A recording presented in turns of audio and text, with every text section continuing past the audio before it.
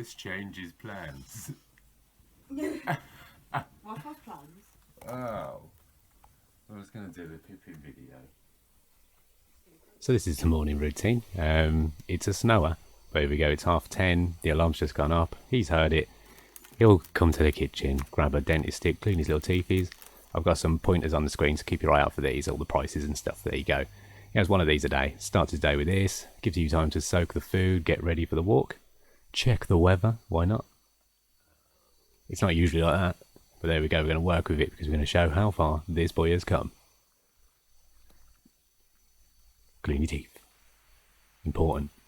We don't use brushes. He's not a fan, but these do fine. Right, so the food, there it is. Burger Superdog. Get it on Amazon. Add anything you want to it, just not grapes. Never grapes. Or spices. I used, well, we'll go and grab a mug because it wasn't in the bag. Usually is. Much slicker operation usually. 2 scoops of this for the morning, 2 scoops at night. Soak it with cold water, not hot water, because you'll kill the nutrients. And that's it. Add anything you want to it. Whilst that soaks, get him kitted up. He wears a lot now because it's 1, winter, 2, Arctic conditions, and 3, you're kind of in the middle of transitioning from neck collar to harness and quick release leash, which is going well. So this is the harness going on, which holds his, there you go, his little poo bag dispenser, which we're just refilling. Whilst he waits, you've got his name tag hanging off the harness there as well, which, you know, if he's outside, he's going to be wearing a harness. And I think the odds of the harness coming off as opposed to a collar are much slimmer. So we go for that. And you got a nice little handle as well, and you're not yanking him around by the neck. He's not a puller, so I just wasn't a fan of it. But for now, to get him to use it, we put the neck one on as well. And then we get outside, take the neck one off, and then he's kind of over it. I guess being tugged by the base of the neck is a new feeling. So yeah, it's, you know, you get used to it. They're weird creatures, but you know, you'll figure them out.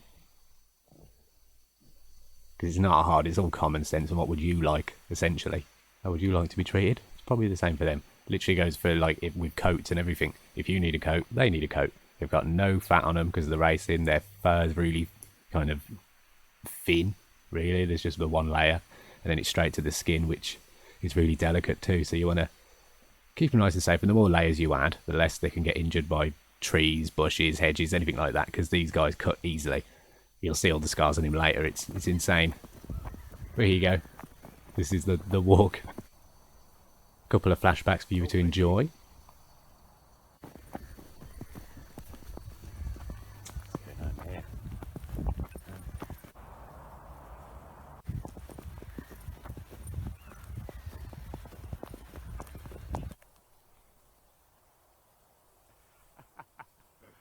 You can do it. Come on then. Come on. Fuck it out. Woo! Yeah. Absolutely rapid. I think it's 30 mile an hour in about 4 strides. It's stupid. But he's only recently started running. When we first got him, he wouldn't run. We thought he wouldn't have fun, nothing like that. But it all changes. Just keep on it. Don't panic. You see what you get away with. Look how ridiculous he is. He gets really far away. He comes back. It's all about trust and having fun, just making sure he feels safe too. And then once they're running, look at the smile on their face. They did like doing it, I guess. It's just a bit nicer when they're not trapped. You ready? Go. There you go. I believe his eyesight's not the best in the close range stuff anyway. Apart from the dog bowl, he knows that. Children, no fuss, doesn't bother him. He doesn't approach people or dogs. Pretends he doesn't exist. So I know they're not all like this, but you know, he looked particularly nervous when we chose him, so they open up. This is him when we first got him. He wouldn't even leave the house, just completely anchored down. This probably went on for, yeah, 10 days, we reckon. It felt like a lifetime because you feel like you're never going to get out there. But you do, and you don't really realise when it happened, but it does. And there was a few occasions where we literally picked him up and walked him outside because he just didn't like crossing the foyer, essentially. So once we got him out there, he was fine. You know, he just walks out like it's not a thing. So don't panic. This is as bad as it could get, really. He just wouldn't leave. And then you're like, how's he going to go to the toilet? We don't have a garden, but it works. You make it work. Oh yeah, no toilet time for like the first 3 days essentially, so don't panic, they will go eventually. It's all about nerves and the change of scenery. Just pretend you're them. You'll figure it out. Go.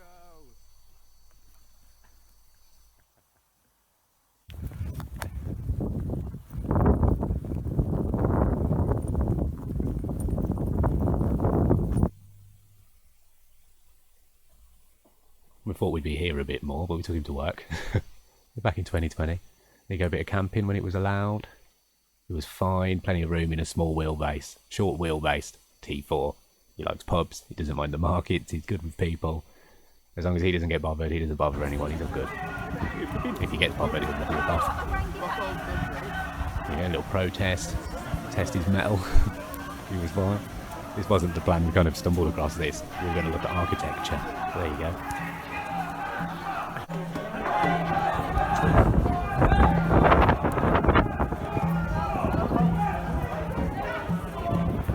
You alright, mate? What are you doing? Oh, his tongue dries outside of his face when he falls asleep, and that'll be it until he licks his lips. Yeah, park, walking, everything. The world opens up to you. You don't want your car anymore. You'll just walk everywhere. And it's good. He does understand graveyards. He understands it's something weird going on there. He didn't mind the pubs. We only managed to do that once. But there you go, he didn't mind. The visit to the office. And the original advert when we got him. They told us he didn't like tall men, didn't like people, was really timid. But this is him on the first meet. And he wasn't too bad. And then, yeah, within days, you kind of like that. And then we had some crates to help him move around. But he doesn't really need them. So we use the crate for camping now as a shade box and storage, which works out perfect. And we've got it in the van for general travel for now, but he doesn't need it as long as the floor was grippy enough. He doesn't slide about. But okay. And you can get like a little attachment for the harness as well, which goes into a seat belt clip, which can stop him flying out the van if the worst should happen. He was fine with the campfires whilst camping, so yeah, camping's a complete option with Greyhounds. Don't think it isn't. It is. He's nervous as hell, but he enjoyed it. And there he is at the back. There's all that room for him, and this is a double full-size bed in there, so he was very at home. And he even slept in the van whilst we went for dinner, because he didn't like the pub. This is the line of shoes you'll find if you go to the toilet. He thinks it works because you always follow the shoes back to him, so who can blame him?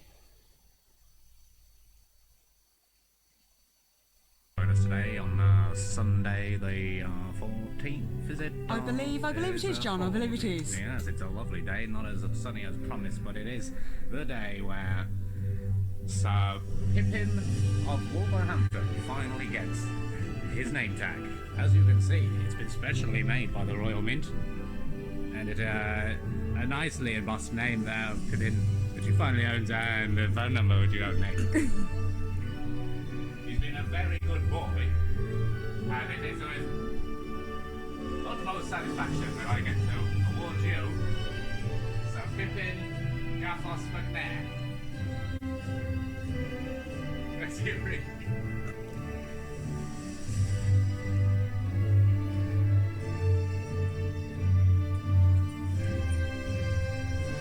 Oh my God.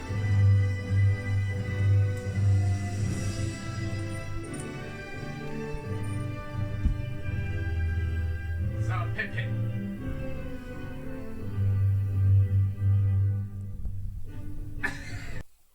You don't have to do that, but it does help build bridges. And yeah, very important. I don't know if you read that on the screen, but get the tag, because if they do run off, they get excited. And if you never got them back and they got lost, maybe, it saves a hell of a lot of time just getting a phone call back. This has never happened, but if it did, I can imagine how long it would take to then get the dog to the vets, just to get him scanned, just to get your phone number, and then it's hours then of unnecessary strife. So that's that. It's all the laws surrounding the mouth guards and everything else you should have on them or not. I think it's not law, it's all guidance. But use your own judgment. If he doesn't chase anything, he doesn't even chase squirrels, so we're not going to bother. We haven't bothered with the mouth guard since the first kind of couple of weeks he lost that. Oh yeah, there's his little foot thing. His foot did split just on Christmas Day because it was snowing around then. There was grit on the pavements and the grit dried out his paws. So they cracked, and then yeah, he didn't want to walk. So we Vaselined them, kept them dry, stopped the walks, kept it to a minimum, and then they were healed in like 4 days. It wasn't a problem, and it was just like a split you'd see if you had like a blister that has just dried out and then reopened. You can see that exposed fresh skin, so you can imagine how much that'd suck if you were walking on salt. So just imagine you're them. As always, don't panic. He hasn't been to the vet yet, but he's insured. It's about £18 a month. And that's it. The food's about £16 every 3 weeks. This is him getting excited. This is what I'm talking about. So get that name tag on. Here comes the Zoomies. Pippin! Oh no. Pip! Come here. Just Good remember, they boy, run for a come living here. and they do. There's going to be some Right kind out of adrenaline hit they're getting from Good that. Look how boy. buzzing they are when they come Look at back. you. There you go. Beautiful. Quick look through the family tree. It was only legal racing dogs from like 1920, but these always go back to like 1820. So you've got all those times where it wasn't illegalized anyway. It goes right back. You'll get some photos. They always take photos of the sires, generally not the moms. There you go. There's all the dates back to 1820. Really, really cool.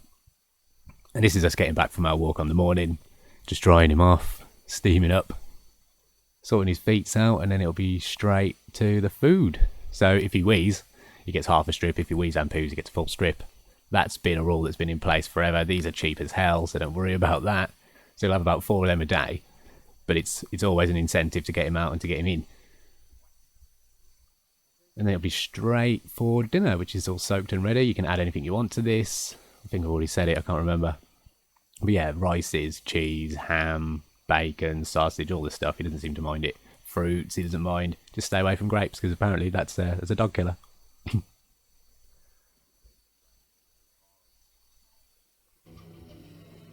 And then that'll be it. Straight to nap position until about 4 o'clock. These are the various sleeping positions he'll choose. Anywhere will do. In the most uncomfortable places, he'll do it anyway. He's fine on the bed. They don't molt that much. I'd go for a black one. You can't see their hair anyway. And apparently no one chooses the black ones because there's so many of them. But he's cool. So this is the walk just before second dinner. So yeah, he'll be written off then until like 5.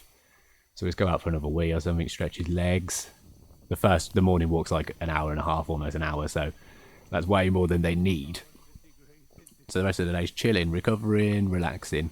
And then we'll just adventure every morning essentially.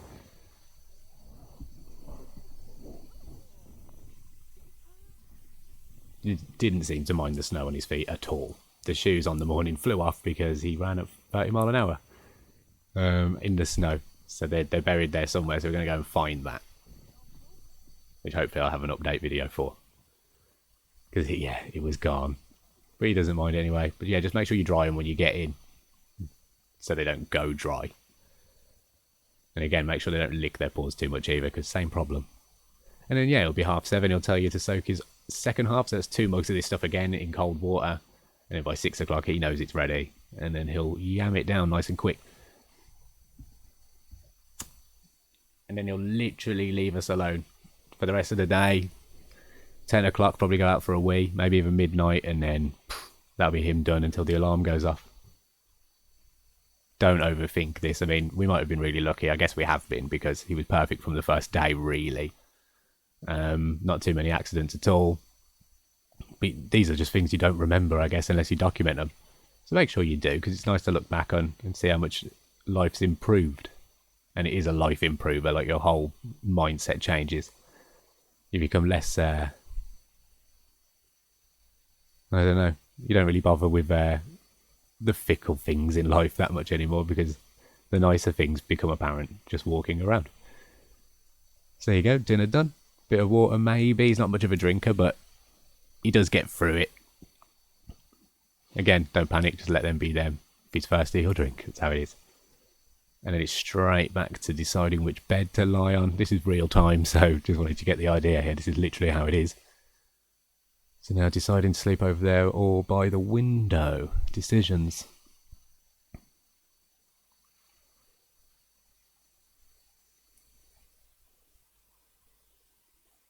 He's choosing there, so that'll be him. Till 10 o'clock essentially. He'll stand up a few times, make sure you remember him.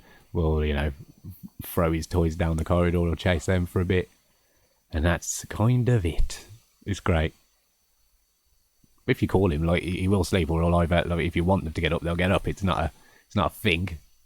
But yeah, there's like you can have anyone round and they'll just chill. He does anyway. He'll just chill, stay out of the way.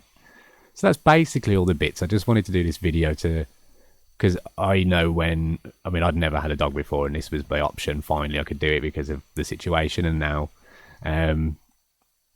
at the start, you end up Googling all kinds of things when things go wrong, and you see other people's struggles or just how they tend to deal with it, and you learn from them. And some people, things work for them that won't work for you. That's just how it is, and that applies to everything. So don't panic. I wanted this to be essentially, it's almost just like the common sense edition of how to have a dog. And I realise we've been very lucky with how he is temperamental wise, but generally don't panic about anything. Insurance about £18 to £20 a month for a really half decent deal, like I think up to £4,000 cover every year recurring with ongoing illnesses and all that kind of thing. Food, you're talking £16 for that bag. That bag lasts about 3 weeks, so through Amazon you can set up a subscription and just get that delivered all the time, and that gets cheaper.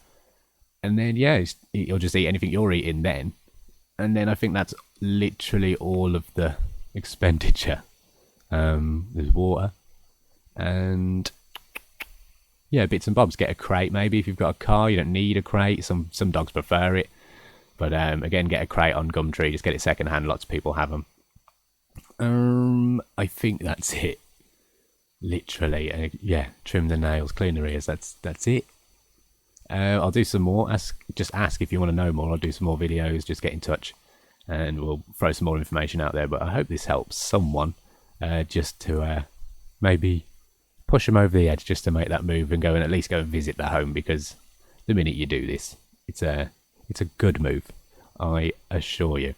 Thank you very much for watching, and I hope you enjoyed.